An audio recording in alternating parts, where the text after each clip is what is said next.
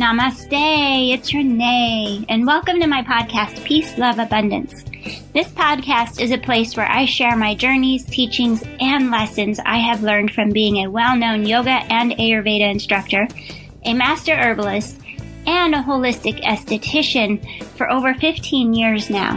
And I am also now licensed in both Colorado and Hawaii. I like to sum it all up into calling it daily self-care.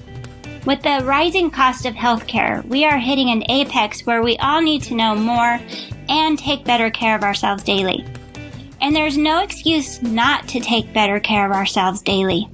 There is a plethora of info at our fingertips, and we know so much more about the human body than we ever have. My goal is to inspire, promote, and shed light where light is needed. Through movement as medicine, also known as yoga or any kind of exercise really, just get your butt out there. Plus, taking care of ourselves from the inside out as well as the outside in, there is a lot we can do to achieve daily self-care. Appreciate yourself for listening today and taking the time to learn more. I appreciate feedback. Please rate my podcast and share with anyone else who would benefit from listening. And it is with peace, love, abundance that I deliver today's episode.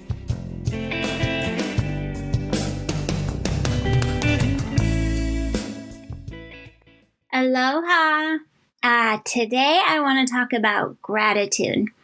As we're moving into the last couple months of the year, November, and as I speak right now, my family and friends in Colorado are getting a lot of snow too.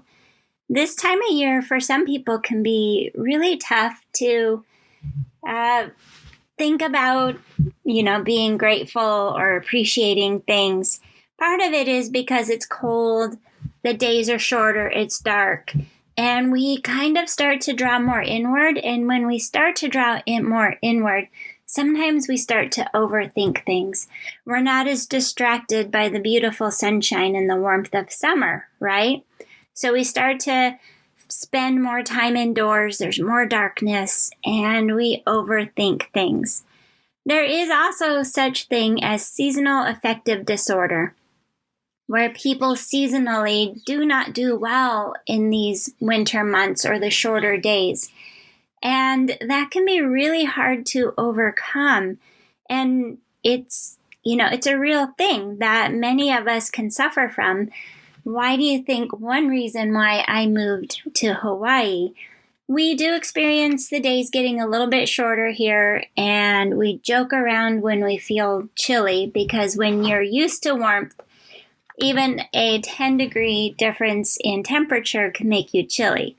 But I do admit that being in Hawaii helps me endure the winters better. But for those of you who maybe aren't in Hawaii right now and you're going into winter, November is coming up, and that's also the start of the holidays. Some of us get through the holidays pretty well because we're excited about the holidays, especially if you celebrate them. But there's still this darkness looming and coming your way, and the coldness. Resist trying to overthink. But if you are going to overthink things, know that gratitude is the best attitude. So when you start to feel depressed or sad, or you're overeating, whatever it is to stay warm, start to think a little bit more about the things that you appreciate and gratitude in your life. The definition of gratitude, I like to look up what the dictionary says. And gratitude, the quality of being thankful, readiness to show appreciation for, and to return kindness. So to return kindness is kind of the part I want to focus on here. We often know that gratitude encompasses being thankful and appreciation. But how about to return kindness? Right? Sometimes we can get caught up in our own gratitude and our own appreciation and forget to return kindness. So, simple acts of kindness. Help somebody else, even if it's holding the door at the department store during the crazy times of shopping. And if you see somebody drop their hat or mitten, you help pick it up and you give it to them. But simple acts of kindness, doing something for somebody else. I always say that kindness is your greatest strength. And I actually got that quote from a bookmark that one of my students years ago, she was a student that came to class a lot, was kind of quiet. I knew I saw her a lot, but sometimes I don't realize the impact I have on people's lives until they show me something that gives me a clue of how much I've impacted their lives. All right, maybe I'm sometimes a little bit out there, but a lot of it is because I'm kind of humble, and I do love seeing people's faces return to my classes, but I'm so humble that sometimes I don't believe that they're actually there for me, that they're there for yoga and their practice. Because first and foremost, you do practice yoga for yourself, for your health, and it's your practice, not mine. Anyway, one day she gave me the gift of a gorgeous metal bookmark.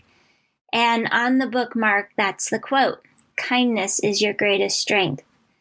And she gave me a note with it because she's shy. I think talking was a little bit hard for her, but there was a card and a note with it. And in the card and note, she expressed to me that she has attempted to commit suicide several times, and through that her body doesn't function very well because she's been revived, and the lack of oxygen to her body slowed down her muscle response. And yoga is a challenge for her. It's a challenge for many of us, right? Regardless. But this is something that when she started coming to yoga, she was really nervous about. But through kindness, I helped her feel comfortable in the yoga studio. She liked to come to my classes because what she got from me was kindness. And so therefore, the bookmark, "Kindness is your greatest strength." Basically, she was telling me that my kindness is my greatest strength. And when you do practice these simple acts of kindness, you don't always know who's receiving it or how they're going to receive it, right? All you know is that you just need to be kind, and the universe will give back to you, or even that direct person that's receiving the kindness might someday repay you with the compliment of showing you their appreciation for your kindness and their gratitude for your kindness. So, through the next few months, as the days are going to get shorter, and then eventually a little bit longer, but it could be a long winter for some of us, remember how far simple acts of kindness can go. Not even for your own mood or emotions and state of mind, but for that person that you're giving simple acts of kindness to. My acts of kindness were helping her and encouraging her to know that she could do yoga. She kept coming back, and she was growing and getting stronger physically and mentally. And I so appreciate that she let me know that and shared that story with me. So through the next few months, to show gratitude and appreciation, do it in simple acts of kindness. Also, join in on my upcoming challenge.